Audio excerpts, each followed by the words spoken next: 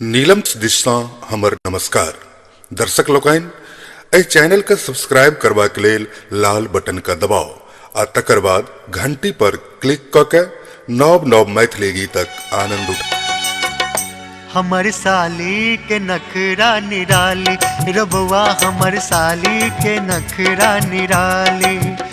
मोन होइए जे मन में बसाली मोन होइए जे मन में बसाली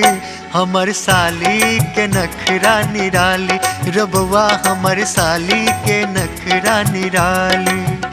मोन होइए जे मन में बसाली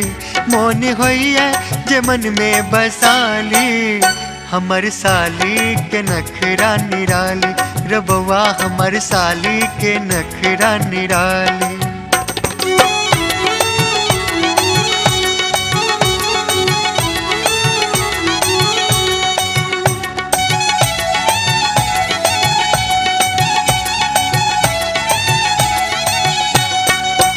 नैन कजरारी और रंग सिनुरिया हुनक गाल सुंदर आ तिरछी नजरिया हुनक रूप लागैया चंद्रमा के आभासनक रूप लागैया चंद्रमा के आभासनक रूप लागैया चंद्रमा के आभासनक मोन करैया अपन बनाली रबुआ मोन करैया अपन बनाली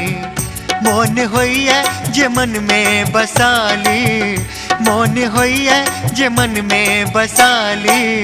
हमर साली के नखरा निराली रबुआ हमर साली के नखरा निराली।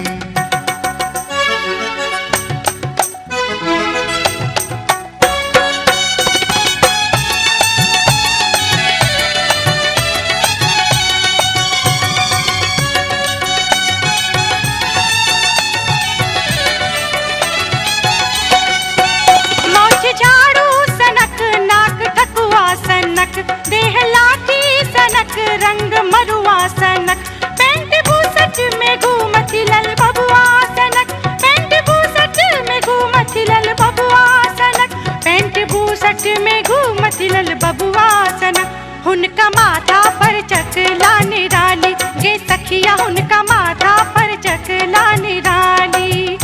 मौन होइए जे बेलन चला दी मौन होइए जे बेलन चला दी हमरा जीजा के बतिया निराली गे सखिया हमरा जीजा के बतिया निराली।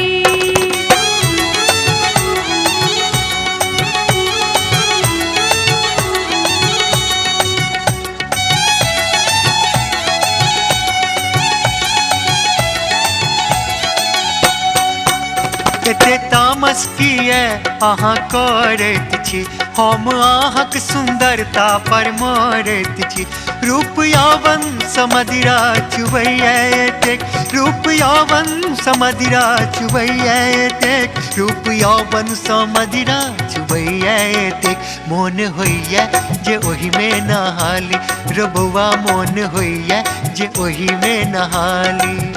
मोन होइए जे मन में बसाली मोन होइए जे मन में बसाली हमर साली के नखरा निराली रबुआ हमर साली के नखरा निराली।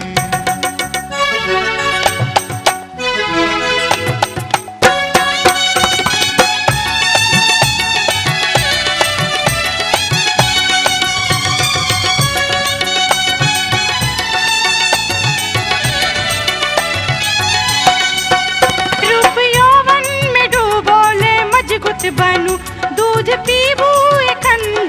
सकत करू